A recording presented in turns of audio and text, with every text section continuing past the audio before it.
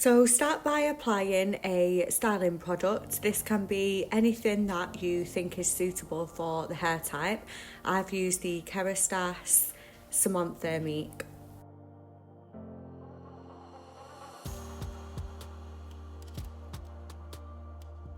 After doing a rectangular section across the top, we're going to take it down to the ear and then pin that forward and work on the back first.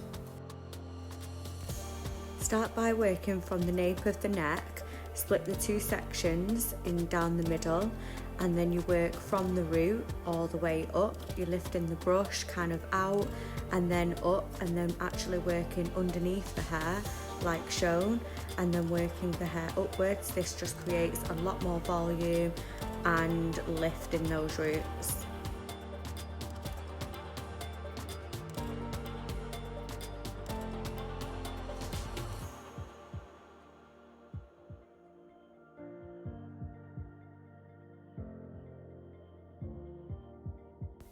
Working towards the ends of the hair, you're then kind of curling the ends of the hair all the way around the brush, really heating it up.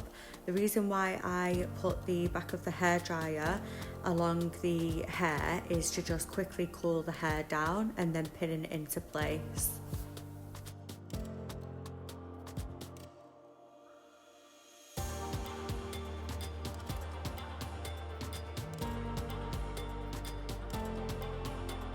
At this point in the blow dry, you should start to see the curl on the ends of the hair, and it should be really easy to then curl it in on itself and create a pin curl and then just securing it in place.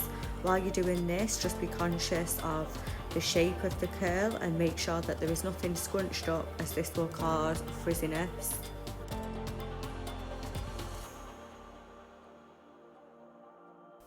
I like to use 100% Boar hairbrushes, and this is because they create a really good grip of the hair.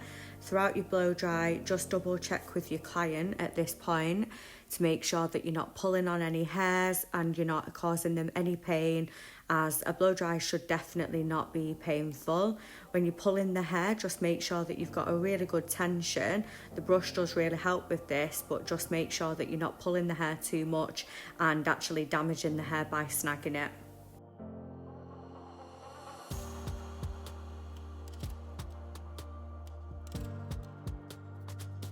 Once all the hair is dried and pinned, give it a spray with some hairspray and dress it all out and finish.